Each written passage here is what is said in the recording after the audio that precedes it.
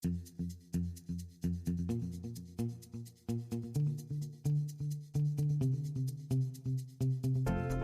are listening to Accessibility Solutions. If you're a business looking to improve your bottom line, then you're in the right place. In this show, we will discuss how making the world accessible is great for business and the economy. My name is Linda Hunt, and I am an award-winning accessibility consultant, speaker, and author, and a longtime advocate for all things related to accessibility. Thank you for joining me. Now let's get started.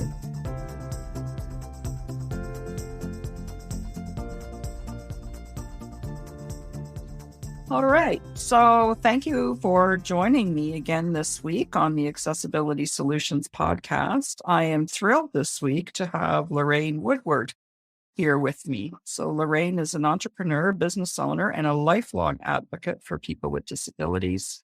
After graduating from Hendrix College in Conway, Arkansas, Lorraine entered the business world with enthusiasm and optimism to make a positive difference in the community. She created the National Barrier Awareness Foundation, which was a precursor to the Americans with Disabilities Act, with the purpose of educating communities about their attitudinal, architectural, and communicative barriers that are faced by individuals with disabilities and their families.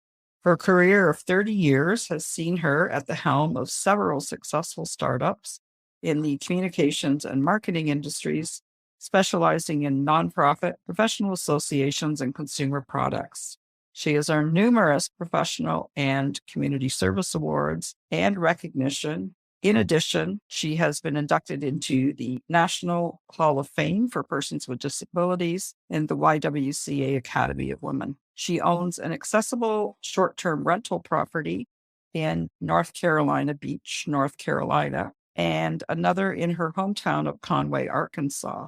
Her latest venture, Becoming RentAble, is a reality TV show and social media platform dedicated to education and advocacy for accessible short-term rental properties across the United States. Splitting time at Carolina Beach, North Carolina, she currently resides in Raleigh-Durham, North Carolina, with her husband, Robert, her sons, Alex and Nathan, and 2 spoiled cats. So welcome, Lorraine, to the Accessibility Solutions podcast. So why don't you give us a little bit of a kind of a synopsis of what Becoming Rentable is? And for someone like me who travels, I'm really very interested in the platform and how it works and how persons with disabilities can use it to find accessible places to stay. Sure. Thank you for having me. As a person with a disability, traveling had always been a challenge for me. And I have grew up with muscular dystrophy. I have 2 young adults, 20, believe it or not, 25 at 27. It's hard to believe, that also have muscular dystrophy. So we didn't travel a lot. And so we ended up building a rental property at Carolina Beach. And to my surprise, the demand for this rental was crazy. We had like over 240 families staying at our place for the first 5 years, from Canada as well as all over the United States. And what we found out, I would ask them, it's like, why are you traveling 2.5 days to get to our rental property? And it's like, because there aren't other, accessible rental properties that meet our needs. And I'm like, no, surely there is. I mean, there's 26% of our population in America are people with disabilities. And surely there's got to be more accessible properties. And what we found out is there is an extreme lack of accessible properties particularly in the United States. In fact, one of the large booking platforms says that they receive over 70,000 searches per month looking for an accessible property, but yet less than 1% of the properties are actually accessible. I get asked a whole lot, Lorraine, these platforms here, they only have wheelchair accessible and an elevator checkbox. But we know that, one size doesn't fit all when it comes to accessibility. What may be accessible to me, Linda, may not be accessible to you. So it's not that The company can determine if a property is accessible, but only us who are looking for accessible properties are accessible. So what we started to do is look at creating a clearinghouse of information. Is what does it mean to be accessible? And what we found in the short-term rental industry, particularly, is there was the idea of accessibility synonymous with wheelchair. But what about people that want to travel that have that use walkers or have autism or on the spectrum of autism, that have vision or hearing disabilities? So we created Becoming RentAble to be a listing platform that showcases accessible properties around the United States in our 5 focal areas, so that people can find in these properties and also be able to travel. Yeah, and I, first of all, as a person with a disability myself, and I live in Canada, and I will tell you, we're chatting a little bit before the podcast, that you're right, finding something that's accessible. I mean, if I find something that's accessible, I'm bookmarking it. And that's everything from accessible accommodations to someone that supplies accessible transportation. Because we still want to be able to travel, but need to have our needs met. And sometimes it's frustrating when either resorts or hotels or whatever, they just don't seem to get it. I mean, they'll say their room is, or whether it be room or the suite or whatever you're staying is, being accessible is more than having 36-inch door with a lever handle. And believe it or not, that's as low as the bar can be. And some people will call that an accessible room. As I was thinking about a time that I had traveled, my husband and I had gone to actually a very, upscale resort in the Bahamas. And their accessible room was a wider door and I could get in. And I got in the bathroom, but then the tub was this big soaker tub that, there's no way me as a person with a disability was ever going to be able to use it. But we actually had other people at the resort, some seniors that had knee replacements that were saying the same thing. How do you, how do you get in the bathtub to have a shower? But this was them thinking that a 36-inch door made that room an accessible room. So I, for one, applaud you for coming up with a platform that is, like you said, a clearinghouse where persons with disabilities can go and find accessible properties to rent, and certainly across the United States. I mean, we're in Canada, we have 1/10 of your population, but we like to travel, and traveling to the United States, especially I'm in Ontario. So if you've ever lived through an Ontario winter, the idea of going down to North Carolina is something that certainly appeals. So where have you got on your platform? Where have you got properties listed all across the country? We do. We have over 800 properties.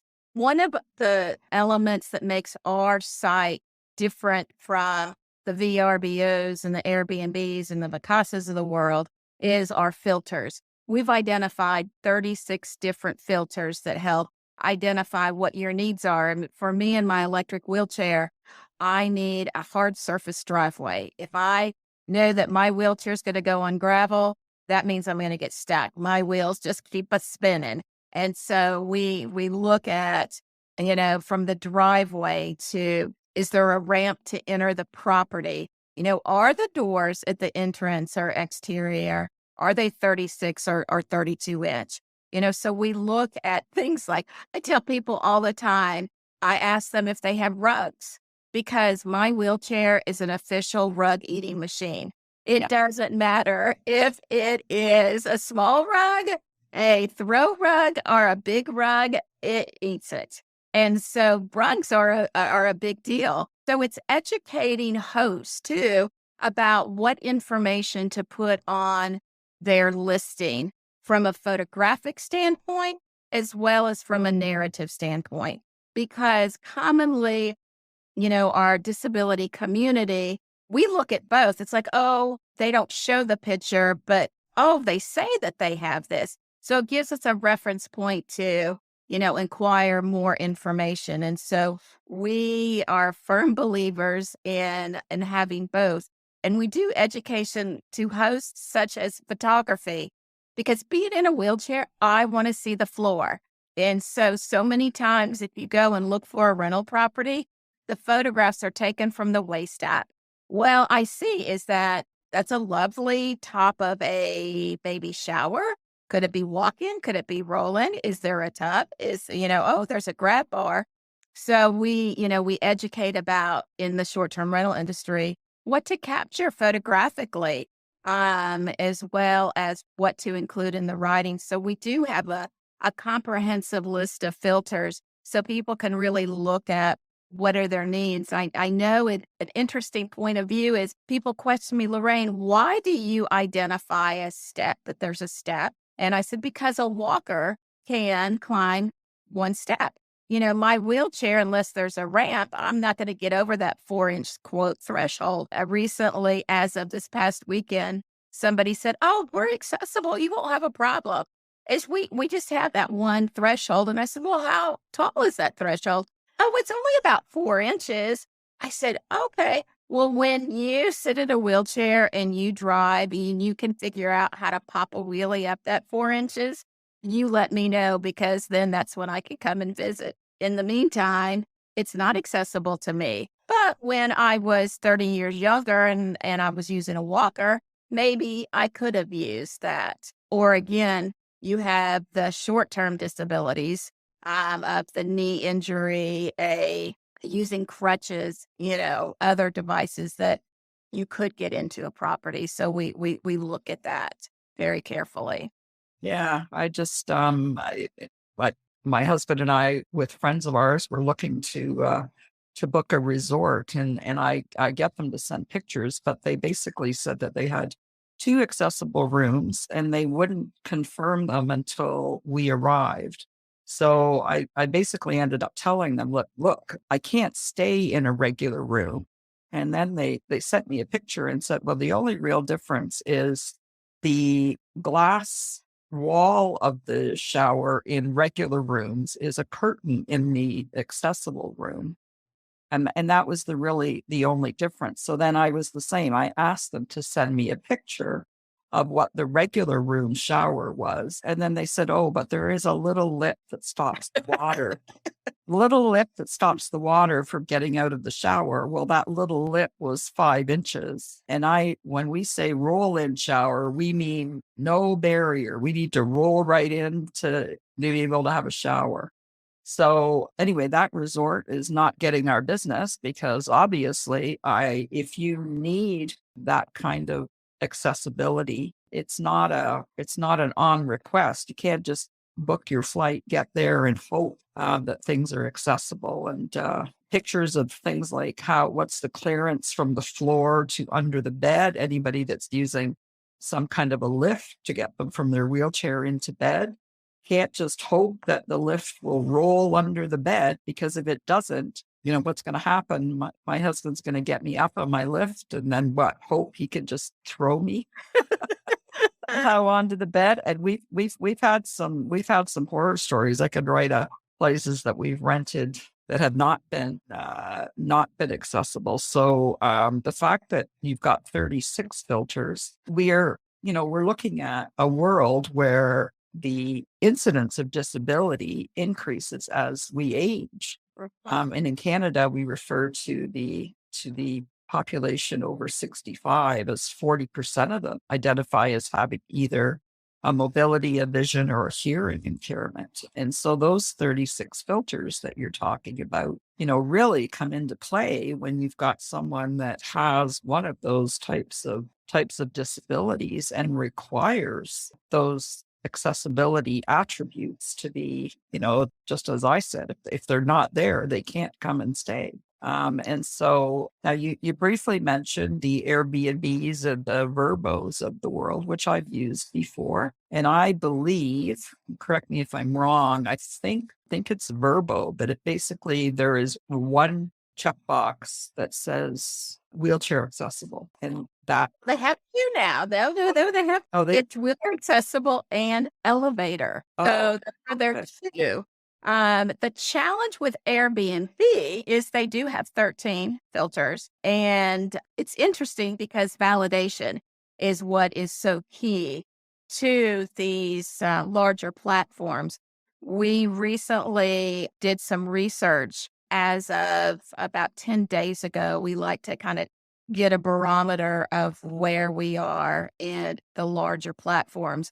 So when we did some research, we found Airbnb was identified in the United States of having 660 properties on their platform. And so we clicked on one filter of accessibility, which was the door is 32 inches. For me, that's not accessible. I'm a wide load. So can I get through a 32-inch door? Sure, but you're going to know I did because I'm going to leave some tracks. Yeah. I like a 36, but they say 32. So we clicked on the one filter and we found out of the 660,000 properties, they had 86 properties that clicked on that they had the service. Now, as we go into those 86 properties, again, it's self-validating and people don't understand what it means to be accessible. So they may have this 32-inch door, but again, it's that threshold. It's a step to get into that door. So it's actually less than the 86. So we decided, all right, well, let's look at the bathroom. Can we get into the bathroom? So we click on just the bathroom access of 32-inch doors. And out of the 660,000 properties Airbnb had, only 27 of those was accessible. So I thought, all right, what happens if I say I want to get into the property and into the bathroom? Of the 660,000 properties, how many properties are they going to allow me to see? 2. And so, which is ridiculous. And one of the reasons why we've created a certification program, we want to certify that what you say you have in your accessible property is true and is identified of what it is, because people don't understand on both sides of the coin. They don't understand, oh, I have a grab bar in my tub. I'm accessible. So they click on, yes, I'm accessible. Or somebody says to their architect, I want an HGTV spotlight bathroom. And so they end up having a pedestal style sink. They have the roll-in shower. They might have added some other elements, but those are also elements that people with disabilities could benefit from because there is a willing, but they don't know that that's an accessible feature because they might not have a disability or a friend or a family member to know what that also equates to. So we're trying to educate both hosts that go, wait a minute, I have that zero threshold entry. I have the wide doors. I have a roll-in shower. Look, I have these 5, features, and then we can see what those are. And so our certification program, I think we hope will be a game changer and that will get these larger platforms to include a filter that identifies certified properties so that when you or I want to go and take a trip, I want to go to Santa Fe, New Mexico, never been, want to go, and I could just click on one button and I know that those properties are accessible. Because right now, if I go into a platform and they show me, quote, 1,000 accessible properties, I'm going to have to go through each and every property. And after about 10, 20, 30, I throw up my hands personally. I've spent all this time and energy and have yet to find what's going to meet my needs. And so that's why we have been creating. And in the beginning of as the introduction, you identified the TV show. What's interesting is, yes, we are going to do a TV show. We haven't pitched it yet, which we're a team of 14 volunteers putting this effort together. And I said, we're not ready yet. And they're like, what do you mean we're not ready yet? I said, well, we need to show these producers who want to make money off of a TV show that we have people who are interested in this. So you got to build your inventory. You've got to build your social media network. You have to do all of these things. So we've been around now for 15 months. We're growing. We will get there, but we're not there yet. But what we have done, and hopefully will be available in September, is we built a model property in my hometown of Conway, Arkansas. I haven't been home in about 30 years because there's no place for me to stay. And people want to know, Lorraine, what does an accessible property look like in the area of walker or wheelchair autism? So we built one. It's called the Little Yellow House.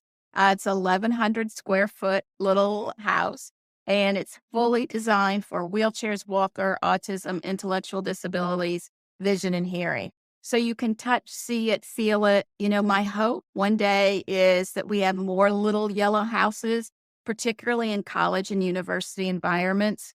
In Conway, we have the University of Central Arkansas.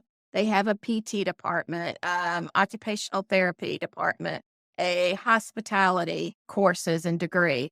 And so my hope is that we could do a lecture, then they go to the Little Yellow House, and these graduate students can touch, feel, see, look at it, and take that information with them as they start their careers. And that's how we build the next generation of understanding the value of accessible short-term rentals, accessible living, universal design. So we have a lot of big goals, but it's interesting. My team's like, are we ready yet for the TV show? Not yet. Well, I laugh when you talk about that because I've had friends of mine that have traveled with me that some of the stuff that people with disabilities have to go through if they get to somewhere that's not accessible is a reality TV show. People would not believe the stuff that we have to go through just to be able to travel somewhere and to be able to stay. So I don't think you're far off the mark with the reality TV show idea. I certainly can. I can certainly attest to. Sometimes I feel like I tell my husband all the time, okay, people who are not disabled wouldn't even have any idea that this kind of situation can present itself to us. So your platform, you're mapping across the United States, and I realize with 15 volunteers, that's great, and certainly a very daunting task. But I'm wondering if you can speak to the concept of, what if we were to look, beyond the United States at, even if it was Canada, even if it into down into South America, over into Europe. I mean, people with disabilities do want to travel, and having a mapping system like yours that has properties that are listed would be a huge benefit. So have you given some thought to growing beyond the United States? It's funny because there's not a week that we don't get an invitation. Hey, would you do Becoming Rentable in Australia, in Spain, in Italy, in the UK, and Canada? And, first of all, the UK is far more accessible than the United States. Yes, to answer the short answer is yes. I really want to be able to provide the education and meet the needs and see the growth. I mean, what we're looking at is changing the way the short-term rental industry looks at and defines what it means to be accessible. So that in itself is global. We want to go beyond the wheelchair. We want people to start thinking about the vision and the hearing and the autism and different identifications of mobility. Once we start bringing in money and revenue, then we'll be able to hire staff and contractors so that we can go beyond the United States. And so it is our intention and the calendar year of 2023 to start looking at that aspect. But we do get, it surprised me in the very beginning. Spain was the very first one that came to me, and a company said, we love what you're doing, and would you come to Spain? And I'm like, Spain? I don't even think of Spain as And then we had one from Italy. And it's like, oh, yeah, I want to go to Italy. And then there was Canada. And then there was Australia. And so absolutely, we would like to do it. And again, the interesting thing, and it just surprises me each and every day, there are companies who deal with travel through air, train, taxis, hotels, but the short-term rental industry has not caught on in the area of accessibility anywhere. Nobody else is doing what we're doing. I'm like, why not? Granted, I have a great team of volunteers. If I didn't have my volunteers, we wouldn't be able to do what we're doing. But I really believe the people that are working with me now are people that used to work with me when I had my firm, and they're committed to making a change and helping create this accessible hospitality world. And because of their commitment, we've been able to do this. I'm glad we didn't go with the funding first. So many times in building a business, you look at, bringing in the money, and that you've got to have the money to hire the employees. And then through that, you build your business. We did the opposite, of course, is we wanted to build our platform. Who are we? What are we? What is our mission, our vision, our values? What is needed? And I feel really good about where we are today because we're solid in who we are, what we're doing, and how we're going about it. And now comes the money part, which I really, really don't like. In fact, I was talking with a group last week, and I'm like, I'll give you anything and everything free. I'm focused on education and about seeing change. Now, the other half of my team says, Lorraine, we can't volunteer for 3 years and 5 years. You need to bring some money in. And it's like, all right, you folks deal with that. But that is part of a business. And people ask me all the time, what is your monetization? How are you going to make money? Are you sustainable? Are you this? Are you that? And we're getting there. Yeah, and we've discussed the bigger platforms, which whether it be they take a cut for being able to be listed on their platform or for the booking or any of that kind of stuff, and certainly I think to speak to your monetization question, the potential is there. You've got you've got a platform that's filling a need. And I can where the opportunities could be from that, but not only that, as you said, the education and the awareness. I mean, I have a mobile home that I have spent a significant amount of money making fully accessible for me. But when I think of the whole process that we went through, because I don't know about it in the US, but in Canada, finding a fully accessible mobile home with a roll-in shower and a roll-under vanity and all of that kind of stuff. We basically, for my husband we bought one and then we basically gutted it from the inside, took out a whole bedroom in order to make a bathroom, because anybody that's ever been inside a mobile home knows that the bathrooms are notorious for being about 6 feet by 6 feet. And that's your shower, your toilet, and your sink. But yeah, there's a market for accessibility, and there's people who need those features, and so anybody that wants to list on your platform at this point, there's no fee for them to list. No, there's not. In fact, you can go in and we have List My Property. So what happens is that you submit your listing, your name, your address, your URL, what elements of your property are accessible. Then we have 2 volunteers one will look at the property, kind of give it an overall look and go, yep, looks like it's accessible. The second person will then go in, validate it, enter the data, and then a third person makes it go live. So we put 3 sets of eyes on each property to make sure that indeed, they are what they say they are. And we don't charge a fee. It really is a service. so that we can, hopefully see an increase in opportunities for people to travel. Our certification we charge $300 for a certification. And that is a little over or under 1.5 stays for the average price in America for short-term rental property. And then what that will do, we hope, is that all certified properties on the different platforms will elevate to the top. So what you see is truly accessible. And as you go down and there are no more certifications, but they're listed as accessible, then those are the properties that you really have to look at. And we're just rolling this out now. So fingers crossed.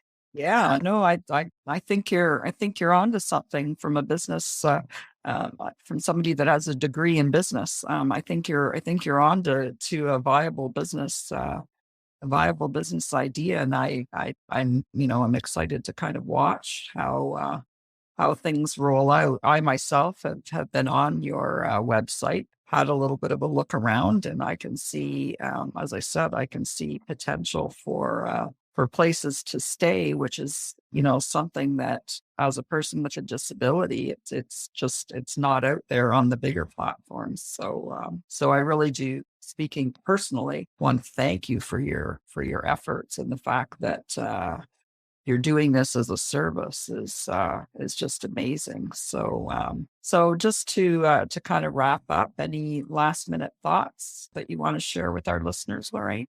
I encourage people to check us out at www.becomingrentable.com.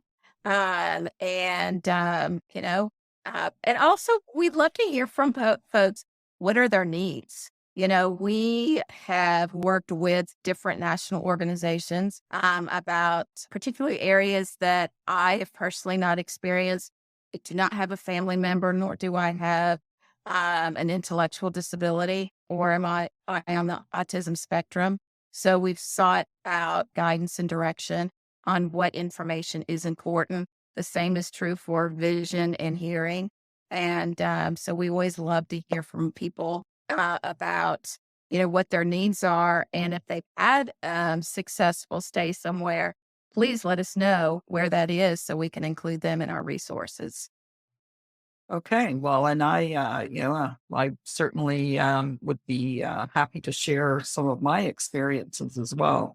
So for our listeners, in the show notes, we have all of Lorraine's contact information, website, their social media platforms. So I'm going to echo Lorraine's call to action to check them out. If you're a person with a disability or have a family member with a disability and you're looking to travel, then you might just find your new destination for your next vacation on Lorraine's platform. So I want to thank Lorraine for joining us today. And we will talk to you again next week. Cheers.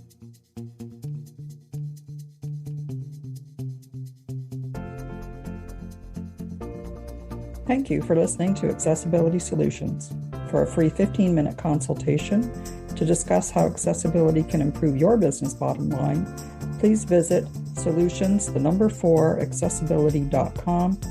I love hearing from my listeners, so please feel free to email me at linda@solutions4accessibility.com or connect with Accessibility Solutions on LinkedIn, Facebook, or subscribe to the Accessibility Solutions YouTube channel.